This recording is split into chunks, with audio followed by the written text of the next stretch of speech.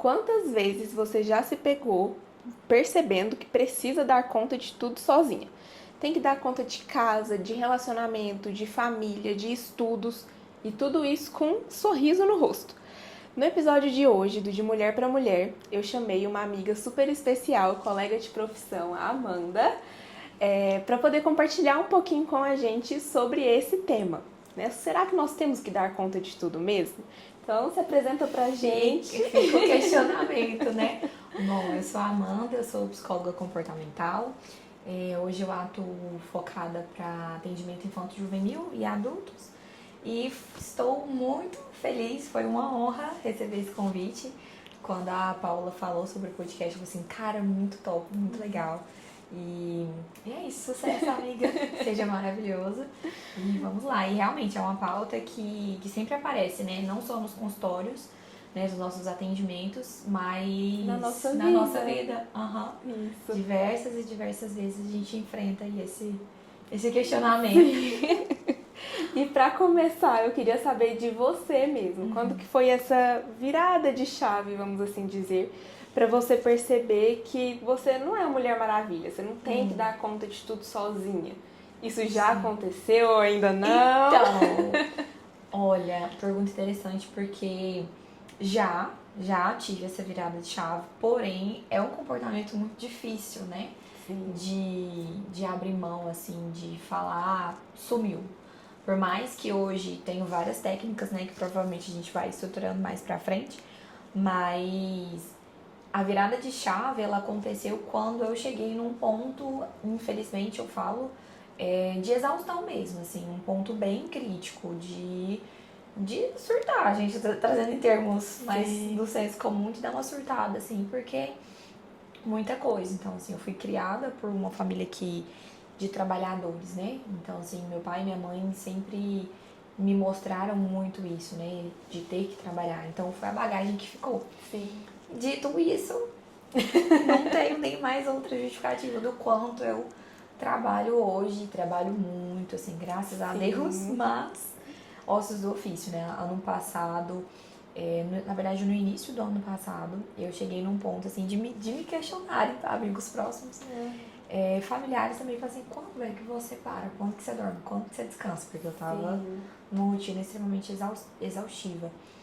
Até que a gente vai estabilizando, né, aos poucos. Mas realmente é uma virada de chave que ela é constante, eu ousaria dizer. Isso, com certeza. Sim. Também sinto muito isso, que a gente tem que se lembrar um pouquinho todos os dias, que a gente tem com quem contar. Né? A gente não tá sozinha, a gente não precisa carregar o mundo nas costas sozinho.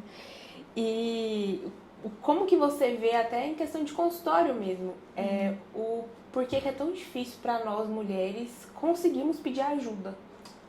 Eu acho que vem muito dessa questão meio que cultural, eu diria.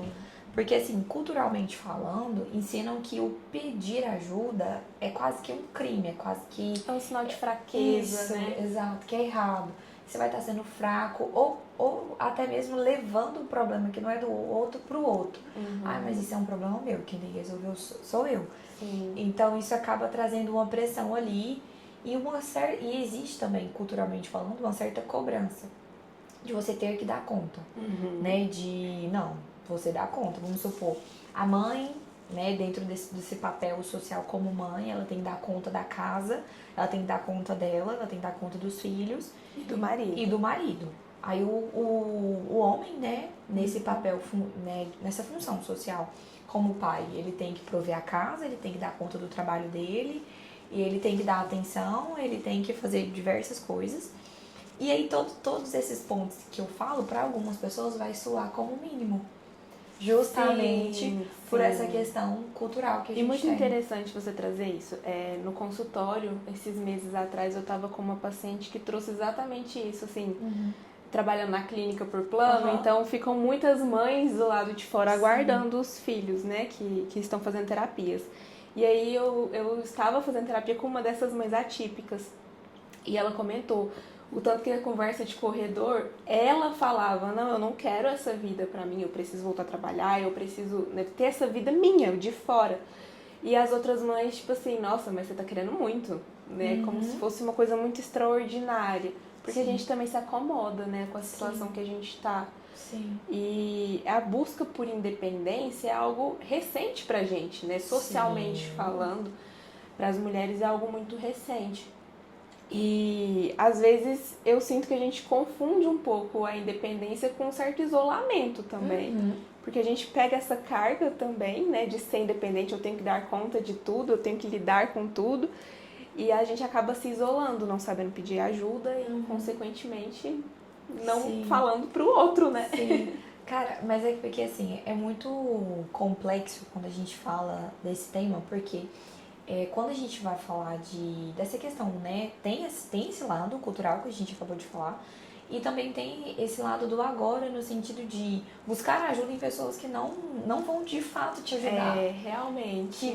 Que vem de uma expectativa ali, por exemplo.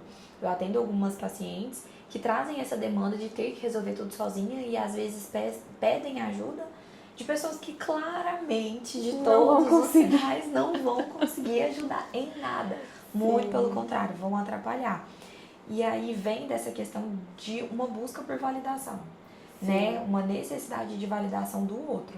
Porque às vezes muitas pessoas hoje em dia confundem isso, né? De buscar ajuda com ser validado ali, de resolver o problema, de solucionar. E quando a gente tem o oposto disso, a gente é desafiada a sair da bolha, né? E aí vem o processo de solidão mesmo, assim, de sentir que a vida adulta é muito sozinha, que eu sou sozinha mesmo e ninguém me ajuda. Porque quando eu fui pedir ajuda pro fulano não me ajudou. Mas aí eu volto nessa questão. Eu sempre faço essa pergunta para as minhas pacientes. Será que foi fulano que não conseguiu te ajudar? E o problema tá em pedir ajuda? Ou o problema estava nesse fulano em específico que você pediu ajuda, né? Só existe aquela pessoa no mundo, no universo. Realmente. E aí você já puxou um gancho para a próxima pergunta que eu ia fazer. Se você sente que a vida adulta se tornou mais solitária para as mulheres. Ah, demais. Eu falo assim, principalmente mulheres, vou usar esse termo, se é que você me permite, porque eu acho que é muito subjetivo, mas mulheres maduras. Sim. Mulheres maduras, no caso, bem resolvidas, emocionalmente falando, sabe? Com certeza. Que, por exemplo, tá tudo bem, não é um fim de uma amizade, um afastamento não significa um fim de uma amizade, uma discussão, uma divergência na opinião não significa o fim de tudo, o término de um relacionamento também não significa tudo, uma demissão não significa tudo. Terapeutizadas, tá? Com certeza, acho que faz a maior diferença. Com certeza. Mas eu acho que as mulheres hoje, elas olham pra essa independência, pra essa vida adulta como liberdade. E olham pra essa solidão de uma forma diferente também. Olha de uma forma mais madura. Então, a gente automaticamente, quando a gente tá nessa construção, nesse caminho, a gente acaba deixando que a solidão seja algo bom. Que tomar um café sozinha, ir no shopping sozinha, resolver alguma demanda, trabalhar, enfim, resolver a sua vida por si só, sozinha, é maravilhoso. Eu, particularmente, eu falo pra todas as minhas pacientes também. Eu falo, gente, vai num cinema sozinho, vai num shopping sozinho, faz alguma coisa assim que você não faria sozinha se você pudesse escolher, mas escolha fazer sozinha, como um teste, sabe? Isso é muito importante também pra gente se conhecer. Pro autoconhecimento. Porque é aquela coisa, se a gente não curte a gente sozinha, por que a gente quer que o outro curta a gente, a nossa presença, né? Eu falo muito isso também pras minhas pacientes, porque é uma coisa que pra mim sempre fez muito sentido, desde nova. Sempre amei ir no cinema sozinha, fazer as coisas sozinha. E também é uma linha tênue, porque às vezes a gente acostuma com a companhia do outro e a gente se deixa levar por isso. Então é muito importante mesmo isso. Por exemplo, até interessante você trazer que pra você sempre foi muito comum, pra mim não. Pra mim, assim, dado meu histórico, né, assim, familiar e tudo mais, eu sempre fui muito sozinha. Então, assim, sempre eu buscava o oposto. Então, eu detestava ficar sozinha em casa. Eu era aquele tipo de pessoa que ia passar o final de semana na casa da amiga, ou a mãe ia trabalhar, eu arrumava alguma ocupação. Então, eu fui a menina que fez de tudo. Balé, teatro, sapateado, tudo que vocês imaginarem eu fiz. Pra justamente ocupar a rotina e não ficar sozinha, não ter que lidar com o fato de estar sozinha. E na vida adulta, perceber isso como uma forma madura foi o que fez a diferença, sabe? Graças à minha terapeuta, graças a Deus, minha psicóloga. Mas também de escolhas. Eu acho que isso também é muito importante. A gente escolher sair da bolha, sabe? Escolher dar outro significado, ressignificar. Porque às vezes a gente vai ter, sim, muitos motivos ao longo da nossa vida, né, pra colocar um significado pesado, como, por exemplo, pedir ajuda pra uma pessoa e não ser ajudada, né, e colocar, então todas as pessoas não vão me ajudar, então eu estou totalmente sozinha, e colocar aquilo como pejorativo, como ruim, né, quando na verdade não, cara, tá, beleza, então vamos tentar de outro jeito, vamos buscar uma nova pessoa, novas possibilidades, um novo ciclo, né, social. Então, isso é muito importante, porque às vezes a gente se coloca em ciclos de pessoas mesmo, né, que não fazem bem pra gente. E a gente demora a perceber isso, a conseguir sair disso. Eu tenho muitas pacientes que são assim também, é uma luta, gente. Sim. Como demora. E como demora, e a pessoa tá sofrendo, tá triste por estar ali, todo mundo só julgando e precisando dela, se doando e não recebendo nada. Sim. E sair disso é difícil, porque a gente passa uma vida assim, né? A gente acostumou. E hoje, inclusive, eu atendi um caso que eu acho que eu finalizei a sessão com ela, assim, que foi muito sobre isso, né? Que a gente vem para um processo, a gente vem para uma construção e vendem pra gente que isso é sobre ceder, é sobre você ser flexível, né? Você ser compreensiva. Por muito tempo eu também me intitulava muito compreensiva. Até que eu realmente entendi que na verdade era uma anulação. Então, hoje eu finalizei uma sessão perguntando isso, tá? Você está cedendo, né, pro outro ou você está se anulando? Porque aí, quando a gente fica no mesmo ciclo, né, eu tenho que caber aqui, eu tenho que funcionar aqui dentro, eu preciso fazer sentido aqui, e se cobrar a fazer isso, cara, é tão cansativo, é tão desgastante. Muito. E no final das contas a gente tem o mesmo sentimento. Eu estou sozinha, eu estou tendo que lidar com tudo sozinha. E isso faz com que seja um fardo. Né? Faz com que a vida adulta, com que os seus sonhos, poxa, cara, seus sonhos, a sua vida, a sua rotina é um fardo? Como assim? Realmente. E aí é onde a gente vai lá, ó, depreciando e vai se afundando em pensamentos atrás de pensamentos. É isso mesmo. E fica nessa. Realmente. E como as redes sociais também trazem muito isso. Demais. Essa questão de comparação mesmo, né? Sim. Porque às vezes a pessoa até tá nessa fase com essas pessoas que não fazem bem, não tem uma mão amiga ali, mas aí vê nas redes sociais todo mundo lindo, todo mundo com a vida perfeita, todo mundo com tudo certo, 100%. E isso acaba levando a gente pro fundo do poço também. Sim, né? Totalmente. Porque todo mundo tá com a vida perfeita, parece. Total. E eu sempre falo, a gente só posta o que a gente quer. A gente só posta o que é bonito, porque a gente não quer que o outro veja o sofrimento da gente. Então, da mesma forma que você escolhe postar o que é bonito, os outros também. Exato. Tá todo mundo assim. E isso vai gerando um ciclo de comparação constante. Né? Tanto, não só a rede social, mas fora também. Porque às vezes a gente tá ali pelo outro, o outro não tá pela gente, e aí a gente vai se compara, nossa, mas então eu não sirvo pra ser ajudada, só pra ajudar. E como que a gente consegue ir quebrando esse ciclo de comparação? Nossa, essa é uma pergunta realmente interessante, porque é difícil, porque a gente tem que começar do pouco. Como assim do pouco? Eu sempre falo esse termo para as minhas pacientes, que a gente tem que começar do pouquinho, né? A gente não nasceu já correndo, andando, a gente veio engatinhando todo um processo ali. E aí do pouquinho seria evitar a comparação com o que eu já fui e com a versão minha que eu idealizei. Acho que a primeira comparação vem aí. Porque vamos supor assim, você, por exemplo, nós formadas, né? A gente já idealizou uma mulher que a gente quer se tornar, mas a gente também tem uma mulher passada, né? Uma mulher que veio antes, que também era, olha, não posso voltar ao que eu tava lá atrás, dali eu não volto, né? Mas eu também não sei estar satisfeita com onde eu estou agora. Eu tô olhando sempre pra frente. Então, eu acho que começar dessa comparação, que eu acho que é a mais difícil, é o que faz as outras serem mais flexíveis. Sim. Por quê?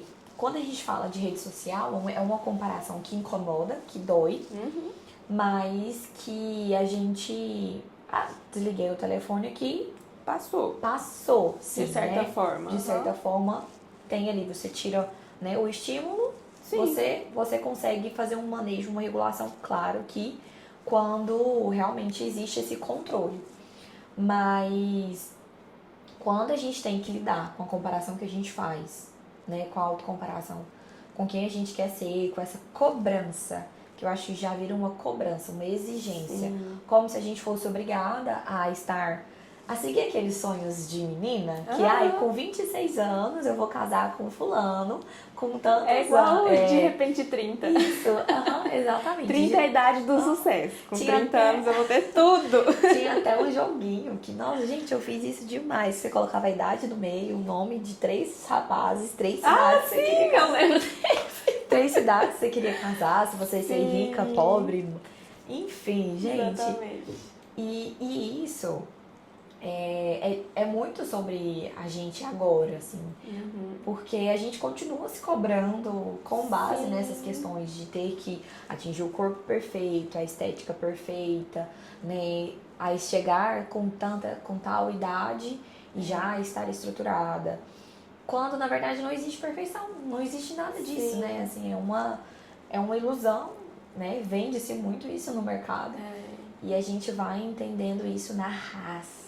Eu falo que é na raça. Porque... E como dói. Como dói. Mas é interessante você trazer isso, porque eu acho que vem, até particularmente, veio muito pra mim uma questão de comparação com os meus pais, por exemplo. Nossa, mas como assim? Eu já tenho 26 e eu moro com meus pais, eu não tenho minha casa, eu não sou casada, não tenho nada, vamos dizer assim. E aí eu fico pensando, nossa, mas a minha mãe na minha idade já me tinha. Eu já estava no mundo. Ela trabalhava, já era casada, já, sabe, parece que a vida era sempre estruturada. E quando a gente vai crescendo, é que a gente vai percebendo que quem a gente acha, que a gente tem como referência, que tem tudo certo na vida, que seriam os nossos pais, de certa forma, né? Tipo, nossa, mas eles trabalham e já tem o dinheiro deles e já, né, tem tudo isso. A gente vai percebendo que a vida não é bem assim. Porque dizem, né? Dizem. Diz que eles são assim, Exatamente. Aí a gente vai crescendo e a gente vai vendo que não é bem assim que a banda toca. Do vizinho lá é linda. Vixe, verdíssima, menina, um verde que ninguém nunca viu igual. E é desse jeito. E aí é igual, a gente até tava conversando esses dias atrás, né? Nossa, mas a gente tem que parar e olhar, a gente tem 1 ano de formada. Sim, meu Deus. Olha tudo que a gente já conseguiu nesse 1 ano, né? Sim. Então a gente também se comparar, mas validar as nossas conquistas. Eu acho que a comparação, querendo ou não, ela movimenta. Sim. Querendo ou não, ela movimenta. Ela te faz ser mais ambicioso. Mas viver de comparação é cansativo. Porque é uma constante frustração. Sim. Porque você se cobra e você se julga por não estar em um lugar que talvez você nunca vá alcançar. Por exemplo, nós duas passamos por um processo de emagrecimento e agora o nosso complexo é cabelo. Foi os resquícios que veio desse processo de emagrecimento. Mas o quanto a gente se cobrou e agora se cobra com a questão... A gente se cobrou muito com a questão de emagrecer. E agora a gente se cobra muito com a questão do cabelo. E quando parar o tópico cabelo, vai aparecer outra vocês podem ter certeza que vai aparecer outra coisa. Sempre. Mas isso é uma questão que é um fruto da comparação, porque se a gente não... Claro que a gente teria autopercepção, e é muito importante nesse momento, de a gente realmente olhar o cabelo caindo. Mas eu estou trazendo esse exemplo, né, quase que pessoal nosso, porque se não fosse dito para nós, imposto pela sociedade, numa comparação perfeita, né, numa comparação não, sim, numa exposição perfeita nas redes sociais, do cabelo com mega hair, do cabelo cheio, do cabelo grande, longo, etc, enfim, do bonito, que é exposto nas redes sociais, a gente jamais se incomodaria com o cabelo. E eu ouso dizer que com o corpo. Sim, né? Com certeza. Então, assim, a comparação não só da mulher como independente, né? Mas vai em todos os sentidos. Sim. E eu vejo que isso acontece mais no universo feminino justamente porque a gente consome mais redes sociais. e a gente consome mais produtos. Era o que eu ia falar. A gente consome mais num nível total, né? Total. A gente é bem consumista e isso realmente influencia muito.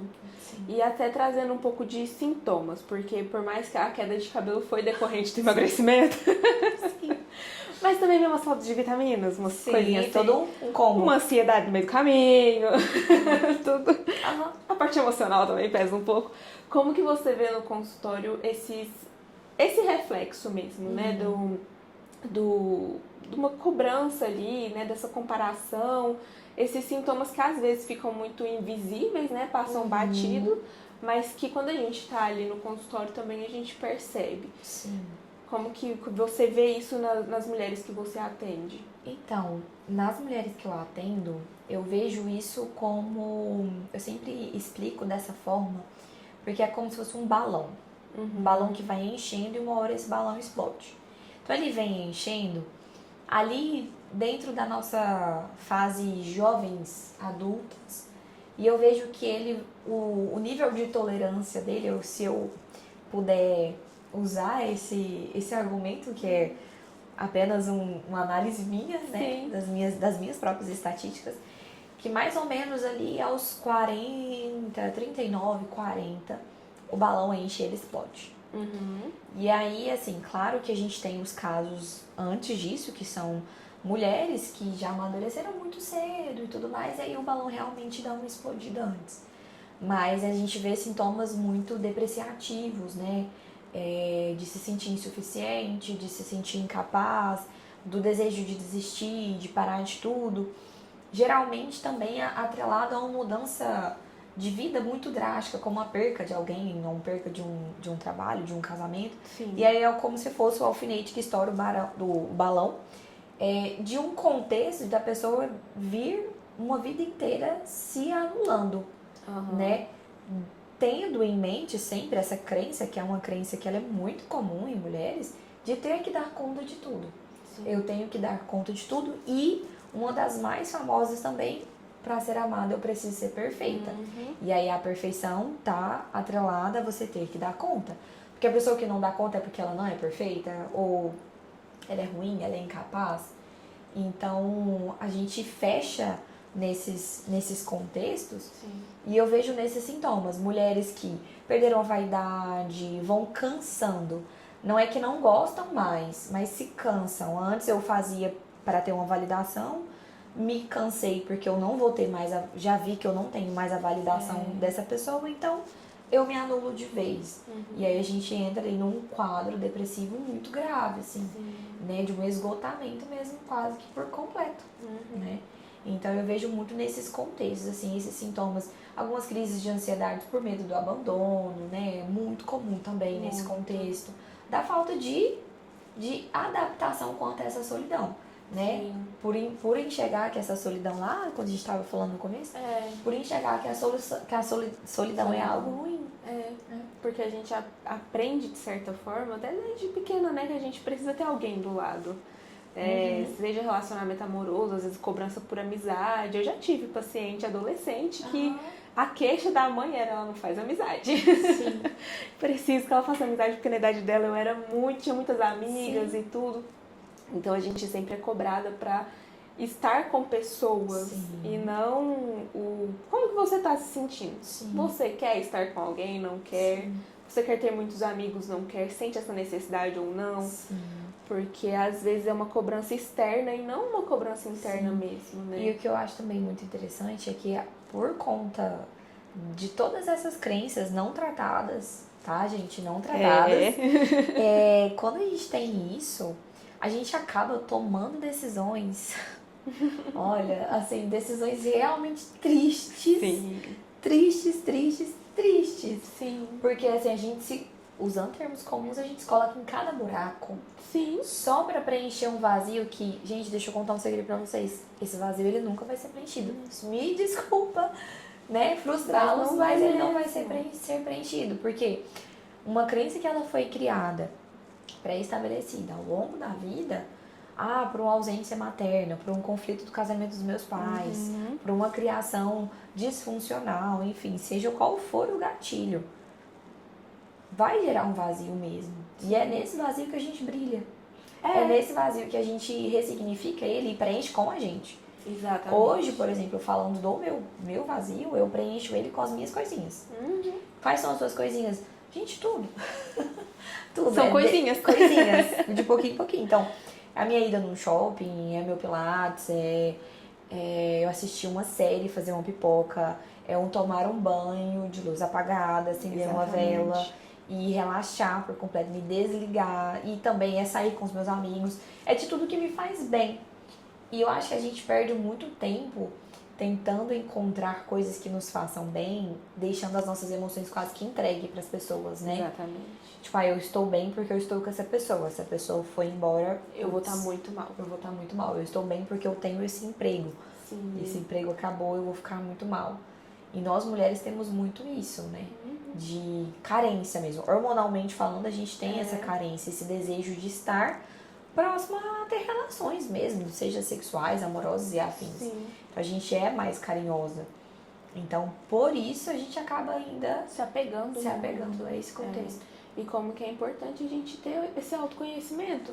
Porque a gente não pode depositar nossa energia 100% no outro, depender 100% do outro. Isso é uma coisa que surgiu em uma sessão hoje, inclusive. Que como é importante a gente focar no nosso. Sim. É o nosso trabalho, as nossas coisinhas, né? E também como as nossas coisinhas também é ser produtivo. Sim. Porque a gente entra nesse ciclo também eu preciso dar conta de tudo, então eu não posso parar a hora nenhuma. Eu tenho que... Porque se eu descansar, eu não estou sendo produtiva. Se eu fizer uma atividade física, eu não estou sendo produtiva. E na verdade não, você está sendo produtiva para você. E isso é muito importante. A gente tem que lembrar muito disso. Esse é um ponto crucial. Esse é um ponto, temos um ponto. Sim. E pra gente já ir caminhando pro final, você já teve a sensação de contar um problema pra uma amiga e escutar nossa, eu também me sinto assim, e parece que tira um peso das suas costas? Ai, sempre que a gente conversa. A gente tem muito disso mesmo. Sempre. Uma chega na outra, nossa, tal coisa tá acontecendo, a outra, eu sei. Sei sim. Tá acontecendo aqui também. Modéstia pode ser, porque a gente conversa. Mas sim, e isso é muito legal, assim. A gente vai amadurecendo, né, com o tempo. Com o tempo, com algumas pedradas, algumas caídas e levantadas da vida, que é normal, tá, gente? Cair, levantar e, enfim, faz parte, né? A vida não é sempre perfeita, não é sempre pro topo. Vendem que é assim, que é sempre feliz, mas não é assim. Então a gente vai amadurecendo e a gente vai mudando de ciclos. Foi muito o que a gente falou no começo. Você vai mudando de ciclo social, você vai encontrando pessoas que fazem mais sentido a sua proximidade ali na sua rotina atual, e isso não tem problema algum. E é onde eu sempre bato na tecla. Será que com quem você está desabafando, com quem você está tendo uma troca, de fato está sendo uma pessoa que está trazendo esse alívio do seu fardo ali, ou está sendo uma pessoa que está pesando mais? Porque, por exemplo, se eu chegasse pra Paula e falasse um fardo meu e ela respondesse pra mim, ai, nossa, difícil, né? Mas, nossa, olha que linda, como a minha vida tá linda, maravilhosa, tá boa. Não que a vida do outro também esteja ou tenha que ser ruim, mas uma pessoa que vai acolher o seu problema como um problema, de te dar orientações, ou então, nossa, amiga, sinto muito por você, não, é realmente muito complicado, enfim, seja lá qual for a frase, mas você se sentir de fato acolhida, né?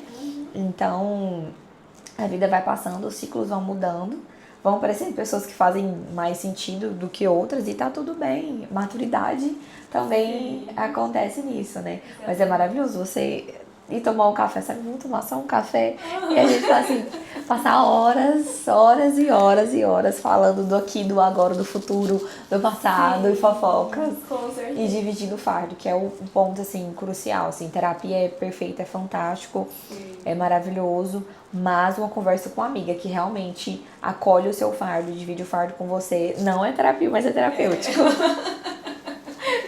Sim, como é terapêutico, realmente. Sim. E como é importante a gente ter alguém demais. pra compartilhar esses momentos. Muito lindinhas.